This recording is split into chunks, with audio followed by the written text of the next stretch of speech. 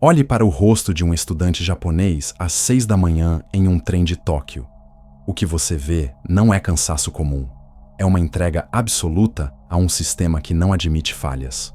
Enquanto o Ocidente discute bem-estar e autoestima, o Japão opera sob uma premissa diferente, a de que o indivíduo é uma peça bruta que só alcança seu valor através do polimento extremo.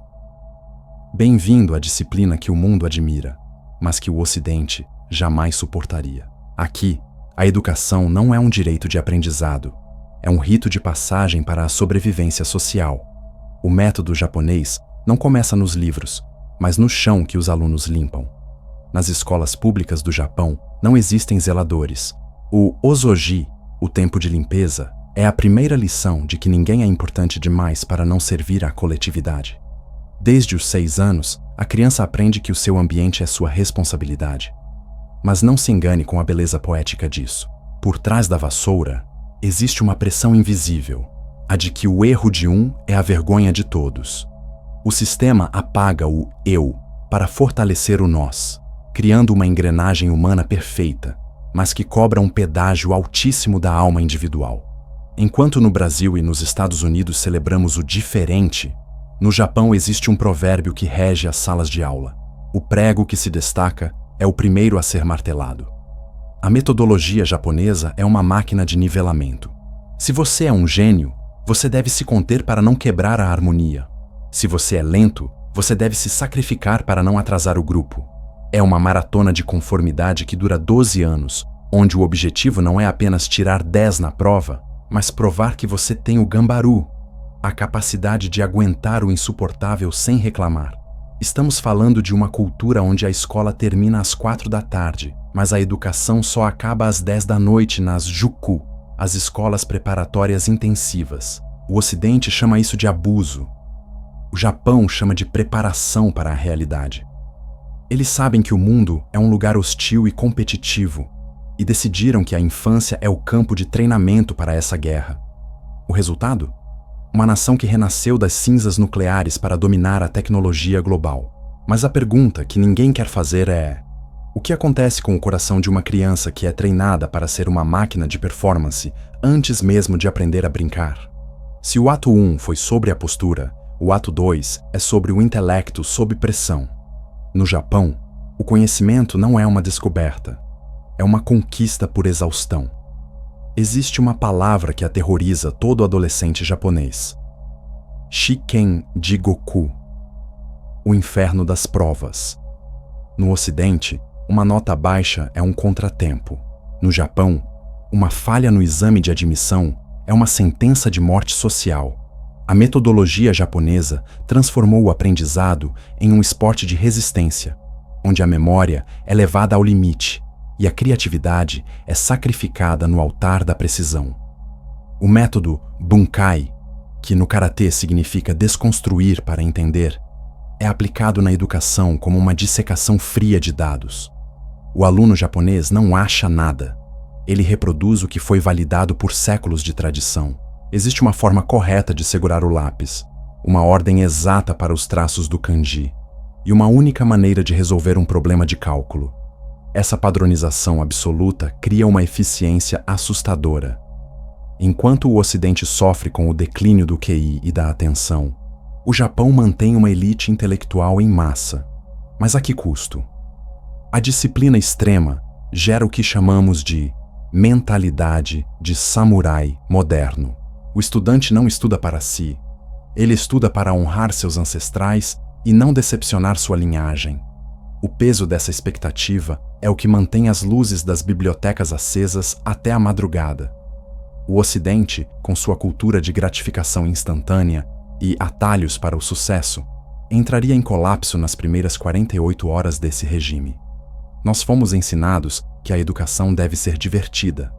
Eles sabem que a educação é uma forja, e o fogo da forja não é divertido. Ele queima. Essa metodologia cria os profissionais mais confiáveis do planeta. Engenheiros que não erram 1 milímetro. Médicos que operam com precisão robótica. Cidadãos que respeitam cada milímetro da lei. O Japão transformou o ensino em uma linha de montagem de excelência. Mas aqui reside o paradoxo. Quando você treina uma nação inteira para seguir o gabarito com perfeição, você perde a capacidade de criar um novo gabarito. O Japão é o mestre da melhoria contínua, o Kaizen, mas o preço da disciplina extrema é o medo paralisante do erro. Eles criaram robôs de carne antes mesmo da IA existir, e agora o mundo assiste maravilhado e horrorizado ao mesmo tempo. Quando o sistema de disciplina se torna absoluto, o grito de socorro se torna mudo. No Japão, a metodologia que cria gênios da eficiência também cria os hikikomori, os fantasmas sociais. São jovens que, esmagados pela pressão do inferno das provas e pela expectativa de serem o orgulho da linhagem, simplesmente desistem da existência. Eles se trancam em seus quartos por anos, fugindo de um mundo que só os aceita se eles forem perfeitos. O Ocidente vê isso como um fenômeno isolado, mas é o subproduto direto de uma metodologia que não oferece rota de fuga para quem não consegue ser uma engrenagem. O método japonês não tolera a vulnerabilidade. Nas escolas, o bullying, ou hijime, é frequentemente ignorado ou escondido, porque admiti-lo quebraria a harmonia do grupo. O aluno que sofre calado é visto como resiliente, o que reclama é visto como fraco. Essa cultura de resistência extrema gera um isolamento profundo. Você está cercado por 40 colegas em uma sala de aula, mas está em uma cela solitária mental. A disciplina que o Ocidente inveja é a mesma que impede um jovem de pedir ajuda, porque no código de honra dessa educação, o fracasso pessoal é uma mancha na honra da família. Nós olhamos para as ruas limpas e para os trens pontuais e achamos que o Japão resolveu a equação humana. Mas a verdade é que eles apenas aprenderam a esconder o caos sob uma camada espessa de etiqueta e dever.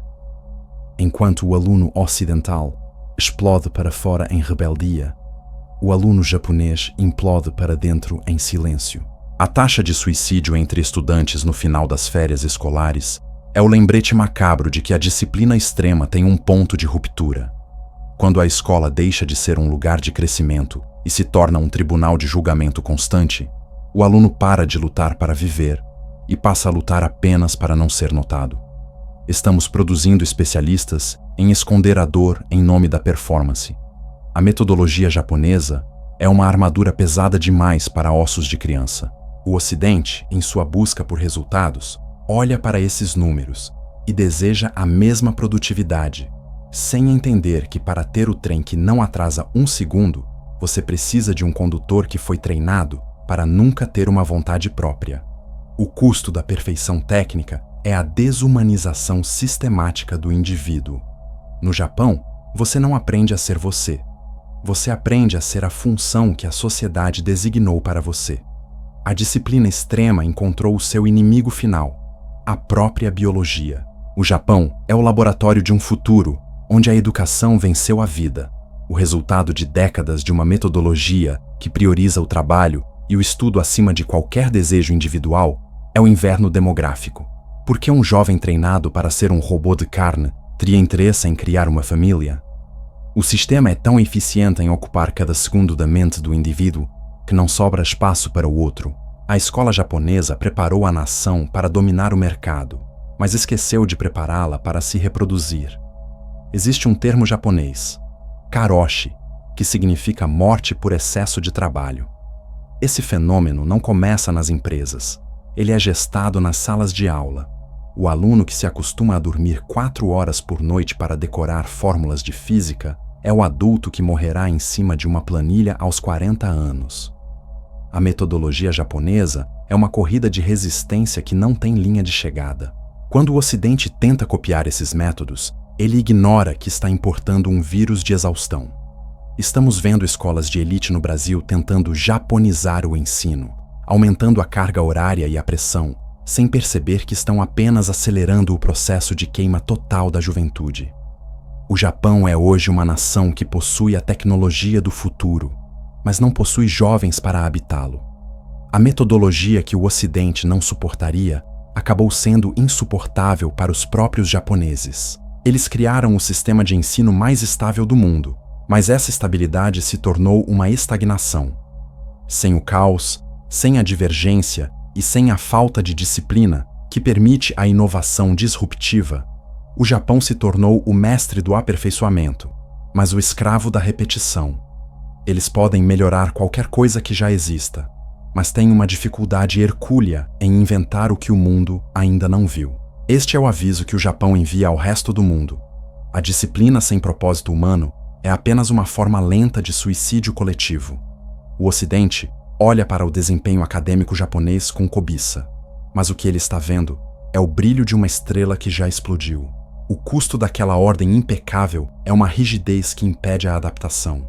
No tabuleiro global, o Japão é o mestre do jogo antigo, tentando desesperadamente entender as regras de um novo mundo onde a criatividade indomável vale mais do que a obediência perfeita. O que podemos aprender com o Japão sem nos destruirmos? A resposta não está em copiar a carga horária ou a severidade das provas, mas em entender que a disciplina é um meio, nunca o fim.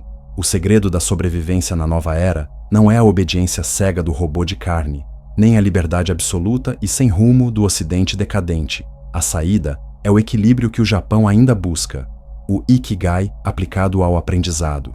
A disciplina deve servir para dar ao indivíduo as ferramentas para construir seu propósito, não para ser a corrente que o prende a uma função pré-determinada. A metodologia japonesa nos ensina que o caráter importa tanto quanto o intelecto. A lição de limpar o próprio chão e respeitar o coletivo é o que falta em um Ocidente narcisista e fragmentado. Mas a lição do erro japonês é que a alma humana precisa de espaço para o inútil, para a brincadeira, para o devaneio e para a rebeldia. O futuro pertence a quem consegue unir a resiliência do samurai com a criatividade do artista. Se você quer escapar da era dos inúteis, você precisa da autodisciplina japonesa para dominar as ferramentas, mas do espírito livre para decidir o que construir com elas. O despertar começa quando você entende que a educação é uma forja, mas você é o ferreiro, não apenas o ferro. Não permita que o sistema transforme sua mente em uma linha de produção. Use a disciplina para se tornar invencível, não para se tornar invisível. O Japão nos deu o espelho do que acontece quando levamos a ordem ao extremo. Agora, cabe a nós decidir se vamos apenas admirar o reflexo ou se vamos usar esse conhecimento para criar uma terceira via. Um humano que é capaz de limpar sua própria sala, mas que também tem a coragem de derrubar as paredes para ver o que existe além do horizonte.